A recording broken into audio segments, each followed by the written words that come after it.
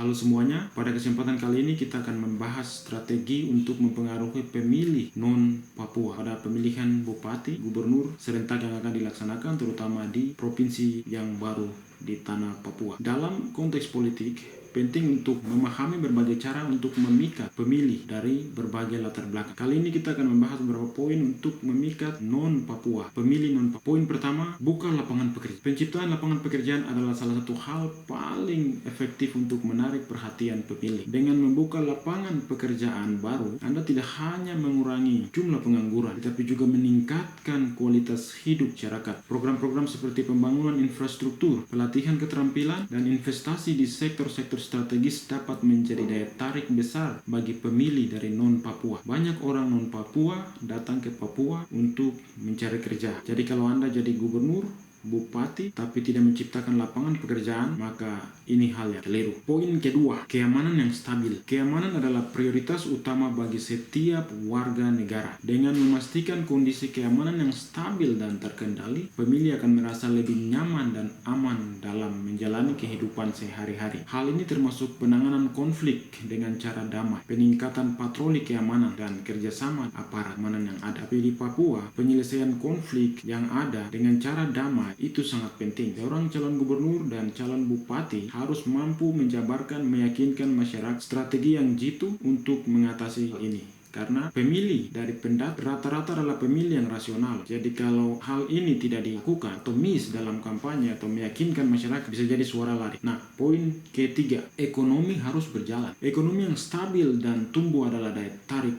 besar bagi pemilih, terutama pemilih non-Papua. Program-program untuk mendukung usaha kecil dan menarik investasi serta meningkatkan pendapatan masyarakat harus menjadi fokus utama. Dukungan kepada petani, nelayan, dan sektor-sektor ekonomi lainnya harus juga jelas, dan ini penting. Banyak orang non-Papua mereka punya usaha di sini. Kalau usaha mereka dihambat dengan kebijakan Anda, dengan program Anda, saya yakin suara mereka akan mencari calon-calon gubernur, calon bupati yang pro terhadap manusia harus hidup, bekerja, makan terus. Kalau ekonomi tidak dijamin, maka suara nomor 4, akses kepada pendidikan. Ya, kita tahu kondisi pendidikan di Papua tidak sebaik di luar Papua. Orang dari luar Papua datang ke Papua membawa keluarga mereka. Kalau pendidikan mereka tidak terjamin, tidak dijamin untuk anak mereka sekolah di sini, maka mereka akan berpikir 2-3 kali. Kebanyakan mereka kalau sudah punya usaha lancar, kirim anak-anak mereka kembali ke Jawa sekolah di sini, ya, bahkan ke luar negeri. Nah, bagaimana kita bisa menjamin seorang gubernur, bupati bisa menjamin anak-anak dari pendatang ini bisa mendapatkan akses sekolah yang sama dengan anak asli di sini? Maka saya yakin suara akan lari, karena pendidikan adalah kunci masa depan yang lebih baik. Dengan memberikan akses yang lebih baik ke sekolah-sekolah berkualitas, Anda dapat menunjukkan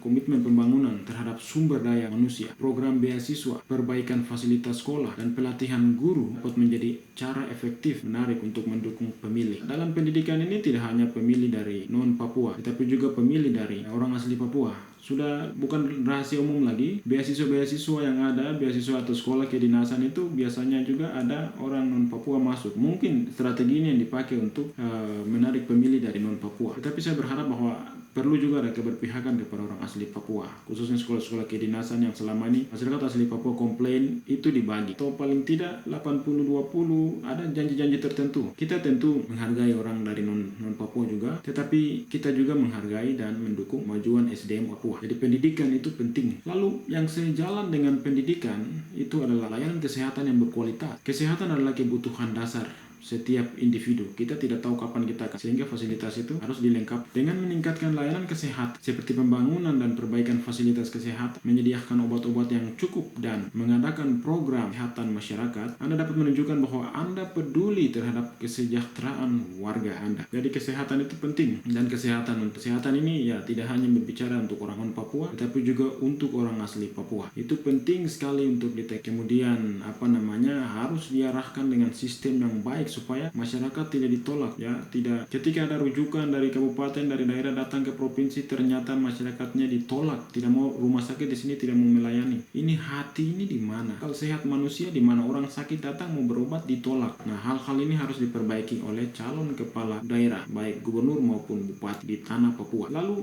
poin selanjutnya yaitu poin 6 yang memikat para pemilih non-Papua adalah pembangunan infrastruktur. Mereka datang dari luar Papua yang wilayahnya sudah secara infrastruktur mereka sudah berkembang dengan bagus mereka. Tapi karena pengaruh mungkin ekonomi, pekerjaan, mereka datang ke sini. Kalau fasilitas atau infrastruktur tidak dibangun dengan baik, ini masalah. Jadi pembangunan infrastruktur seperti jalan raya,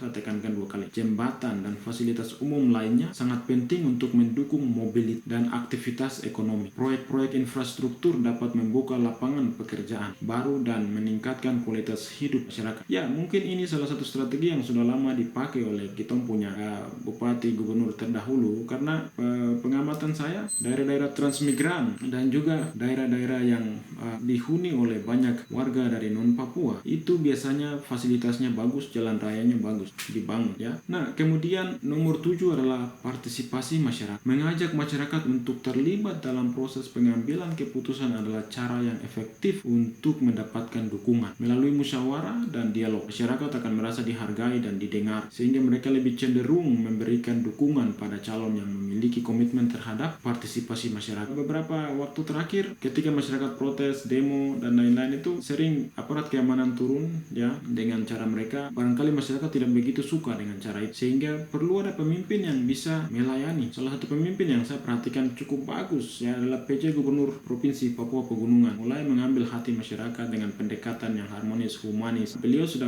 memasang standar yang tinggi di Papua Pegunungan. Misalnya kalau pemilihan gubernur selanjutnya harus standarnya lebih baik dari Bapak Felix Wong, karena standar beliau sudah dalam pandangan saya bagus. Oke, itu adalah partisipasi masyarakat. Kemudian nomor 8, lingkungan yang bersih dan sehat. Perhatian terhadap lingkungan juga menjadi faktor penting. Program-program seperti pengelolaan sampah yang baik, penghijauan dan pelestarian alam dapat memilih atau menarik pemilih yang peduli terhadap isu-isu lingkungan. Lihat pengelolaan sampah di kota-kota di Papua. Sampah berserakan di mana-mana, lingkungan tidak ditata dengan baik ya. Ini harus menjadi salah satu program yang harus ditawarkan, dan biasanya pemilih pendatang itu mereka perhatikan lingkungan, sampah terus. Ini topik kali ini tentang bagaimana cara memikat suara dari non-Papua, tetapi beberapa poin itu secara tidak langsung juga berbicara untuk orang asli Papua. Oke, demikian beberapa strategi ya yang dapat digunakan untuk mempengaruhi pemilih dari non-Papua dan barangkali juga untuk orang Papua asli pada pemilihan gubernur dan bupati yang akan sedikit lagi dilaksanakan